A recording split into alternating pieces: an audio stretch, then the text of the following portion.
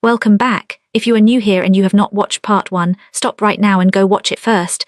The link is in the description. You will not understand the weight of what is about to happen in this video without it. For those of you who have been in the comments demanding justice, this one is for you. The man who took her child was about to lose everything. She walked in like she had already won, not with arrogance, not with performance. With the specific, calibrated stillness of a woman who had spent 6 years being underestimated by people with more money than conscience, and had decided, finally, to let them find out what that had cost them. The press conference room at the Lagos Continental Hotel was packed. Journalists from 4 countries, 2 television crews, a photographer from a wire service whose images would be on 3 continents before the hour was out. They had been told only that a statement would be made regarding what the invitation called a matter of significant international legal concern. They had come because the Kang name was in the press release. They stayed because of the woman who walked to the podium. Juliet Ademi set a manila folder on the table. She did not open it yet. She looked at the room for exactly 3 seconds, long enough to let them understand that she was not nervous, had never been nervous, would not be nervous today, and then she spoke. "My name is Juliet Ademi. I am a Nigerian communications consultant and the biological mother of Kang Seojin, age 5, currently residing in Seoul, South Korea." She paused. Let the name land. Let the cameras find their angles. This case is about child abduction, medical fraud and corporate manipulation carried out across 2 countries over a period of 6 years. Today I am filing civil and criminal charges in both Nigeria and the Republic of Korea simultaneously. The room erupted. Cameras flashed all at once, a sustained burst of white light that turned the room briefly electric. 3 journalists spoke at the same time. Someone in the back row knocked over a water glass and didn't stop to pick it up. A reporter from a Korean news agency was already on her phone, typing before Juliet had finished her sentence. She waited. She had prepared for this. She let them have their 30 seconds of noise, and then she raised one hand just slightly, and the room went quiet the way rooms go quiet when the person at the front has something the rest of them need. "I will take questions after the full statement," she said. "Not before." She opened the folder. What she laid out in the next 14 minutes was not a story. It was a case. There is a difference.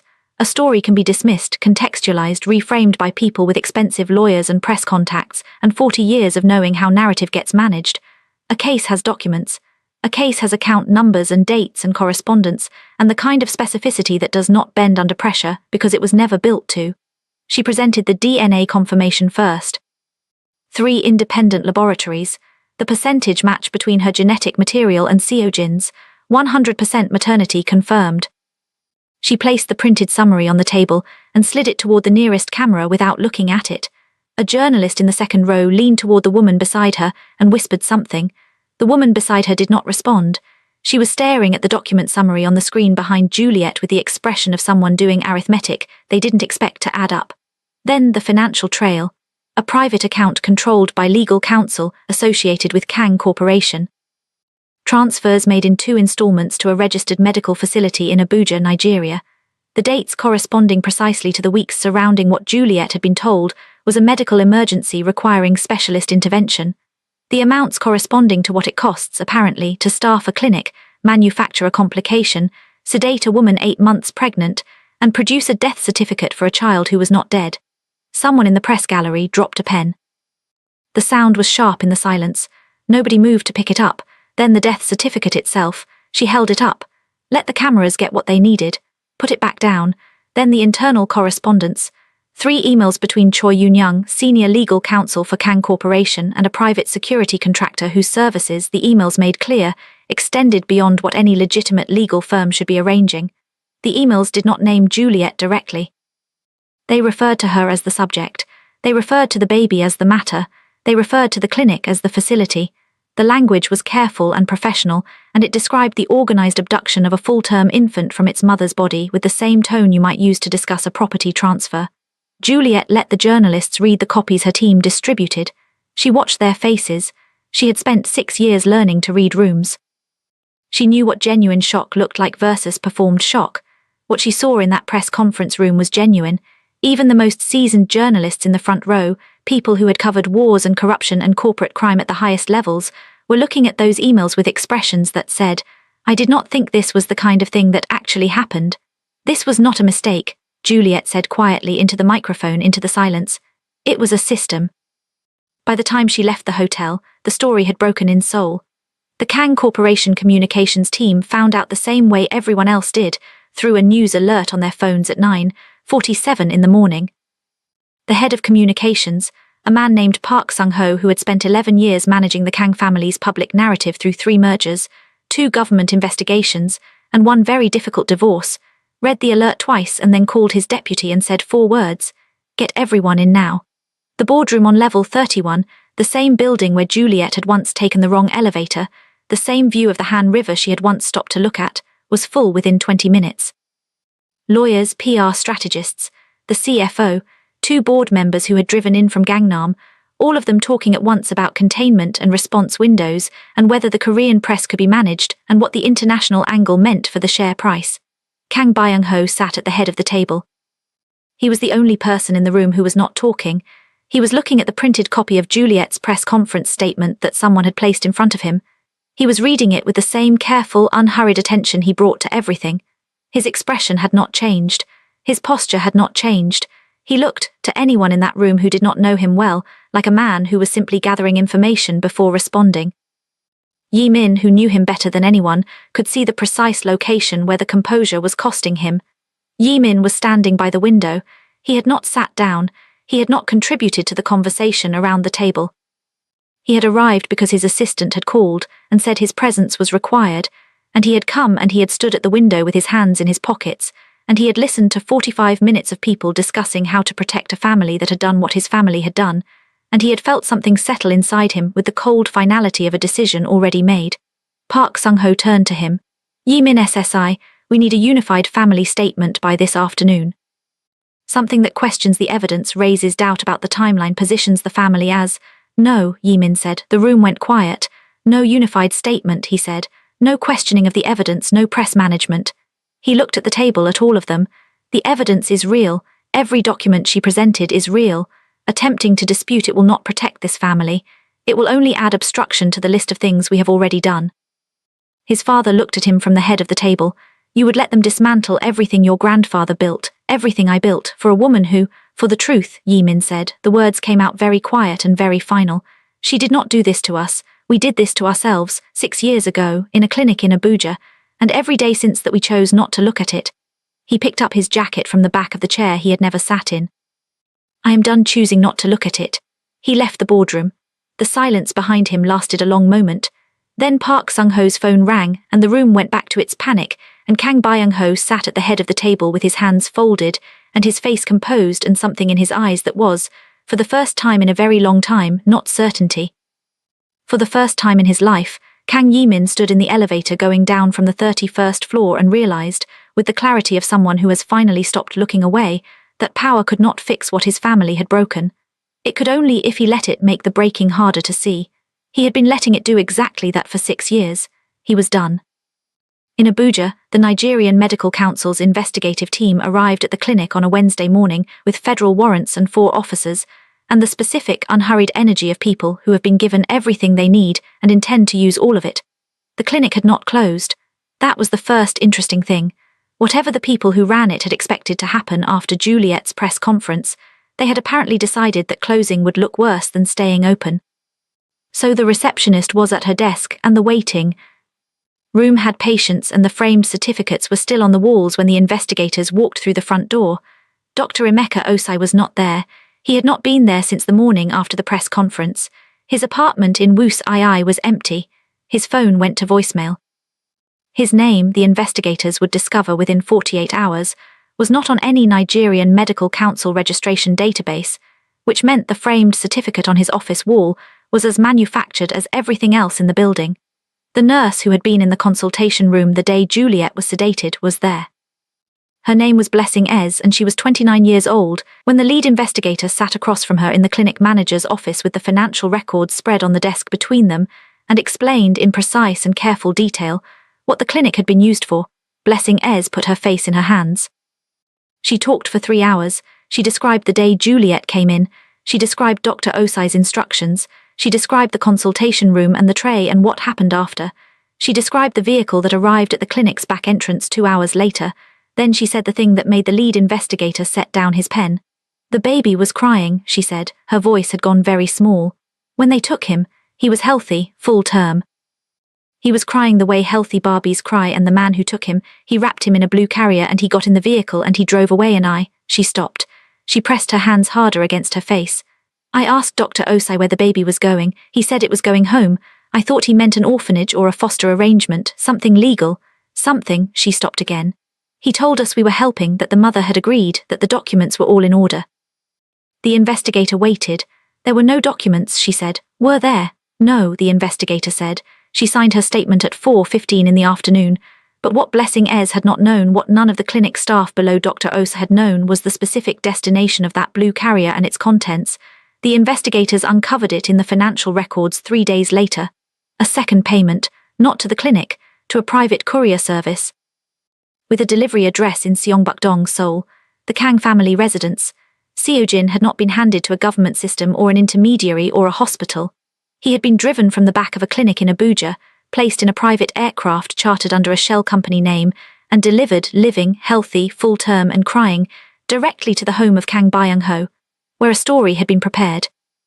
Where Yi-min had been told 3 days later that a child had been found, the result, Byung-ho said, of a relationship Yi-min had not known about, with a woman who had died in childbirth and left no family. A child that was his, a child that needed him.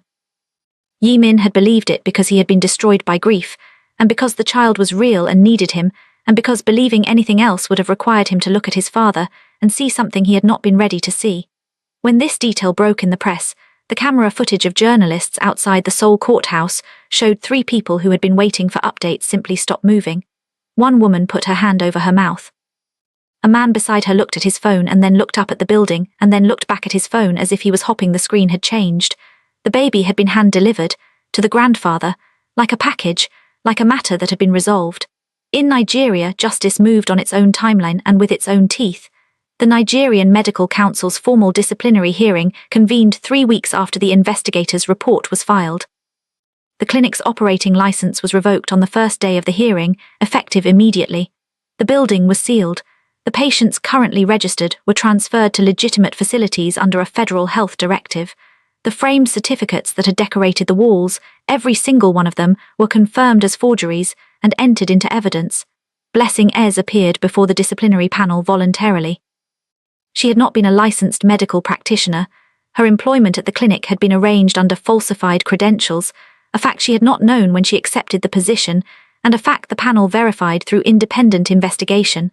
She was not struck off a register she had never legitimately been on, but she was formally cautioned, her cooperation noted, and her testimony used to build the case against those above her.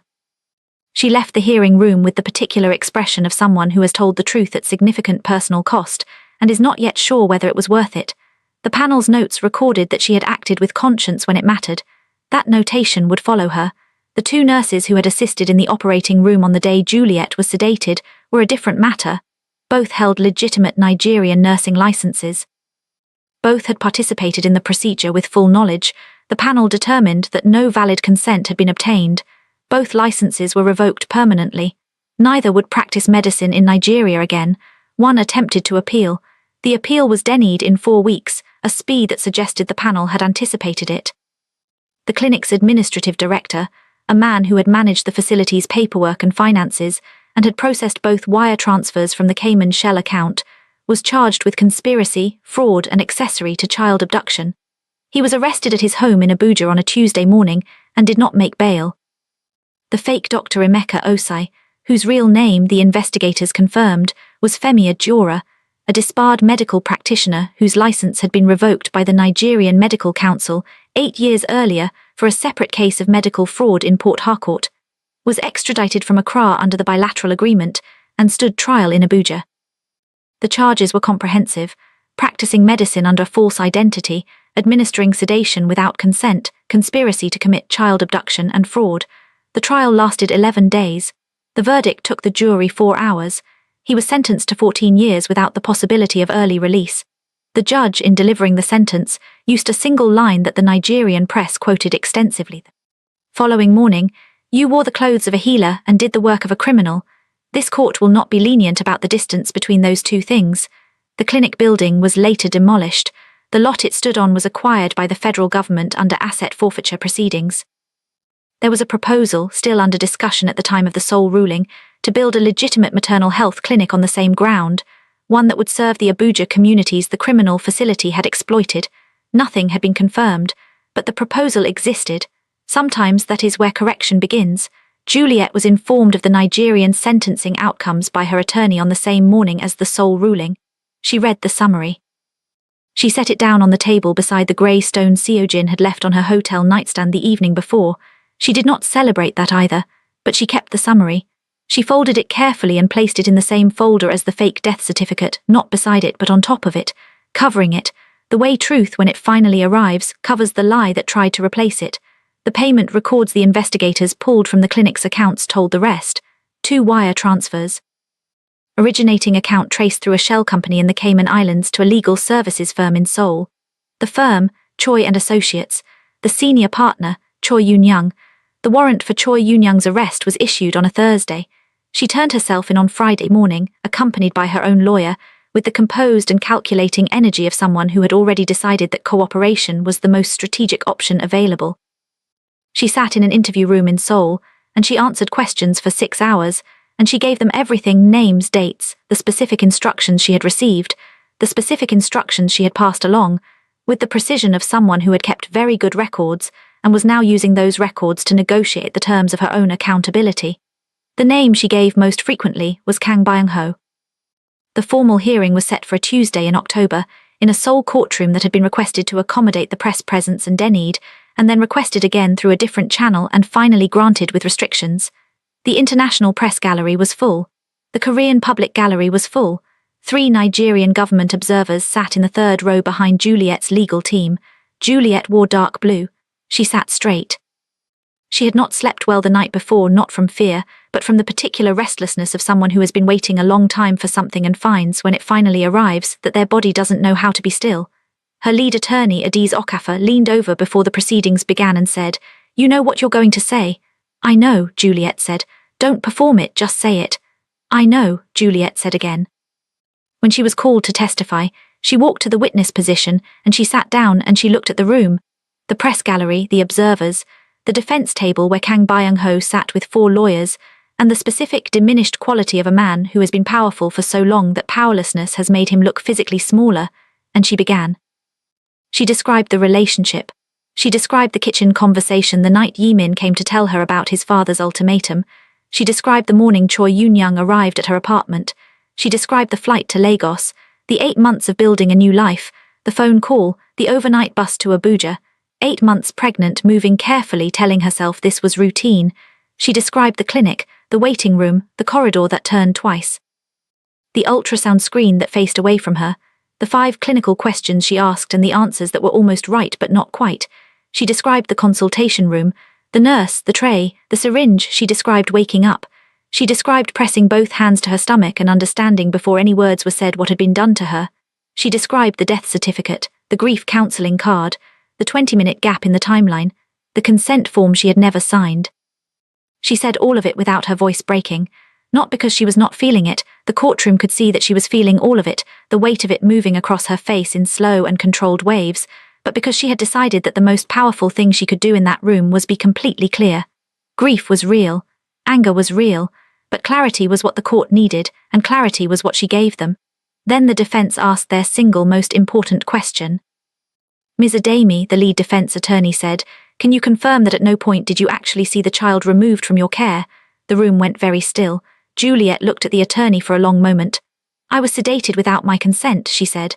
"I was unconscious. No, I did not see it happen." She paused. "I was told my child died, but I never saw a body, only documents. And we have now established in evidence presented to this court that those documents were manufactured." Another pause. "So what exactly is your question?" The defense attorney sat down. The court reporter's fingers had stopped moving over her keyboard. She started again a moment later. The judge made a note. 3 people in the press gallery were typing simultaneously, and all of them had written the same line. The prosecution did not need a follow-up. The defense collapsed across the following 2 days with the particular speed of structures that were never built to withstand scrutiny, only to avoid it. The clinic staff's testimonies were consistent with each other, and consistent with the financial records, and consistent with the internal Kang correspondence. The shell company traced to Choi, and Associates traced to instructions that traced, in 3 documented communications, directly to Kang Byung-ho.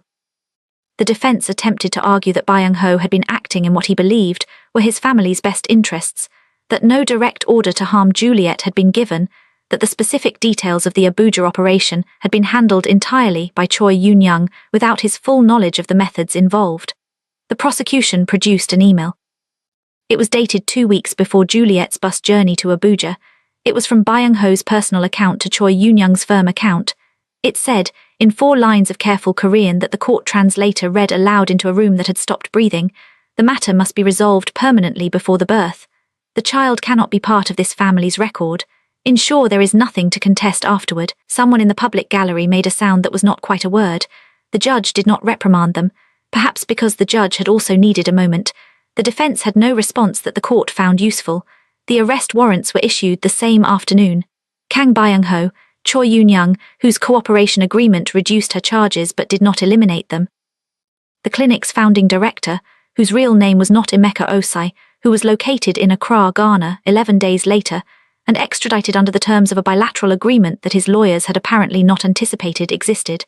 Asset freezes were ordered on 3 Kang Corporation accounts pending the civil proceedings. The share price dropped 17% in 2 days. 2 board members resigned. The Government Contract Review Board announced it was reopening 3 infrastructure contracts that had been awarded to Kang subsidiaries in the previous 4 years. Yi-min watched all of it. He had given his own testimony in the second week, voluntary, uncoerced, without his family's lawyers present.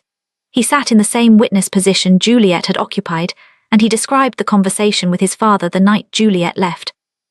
He described what he had been told, that she had chosen to go, that she had wanted nothing further to do with him or the family. He described the years of believing it. He described the gala.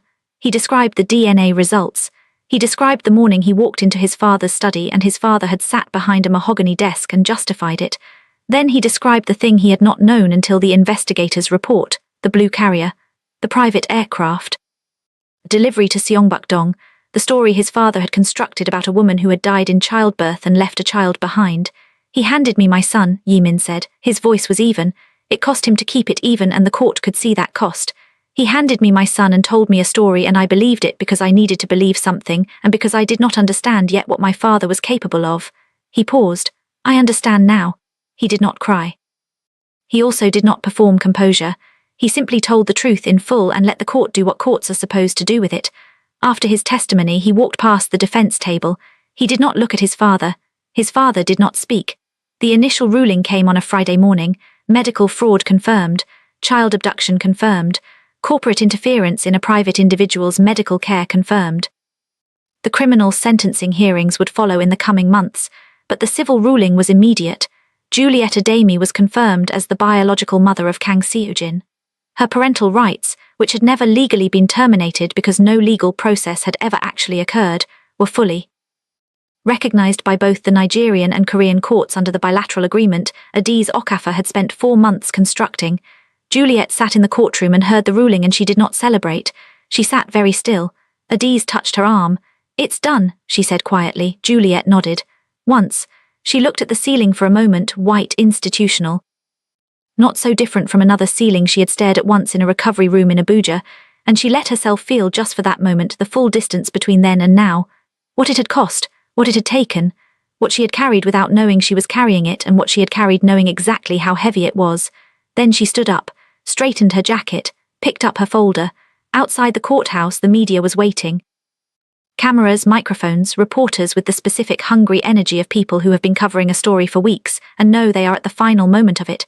Juliet walked through the doors and the noise rose immediately, and she walked to the cluster of microphones that her team had arranged and she stood there in the October light, and she waited for the noise to settle. It settled.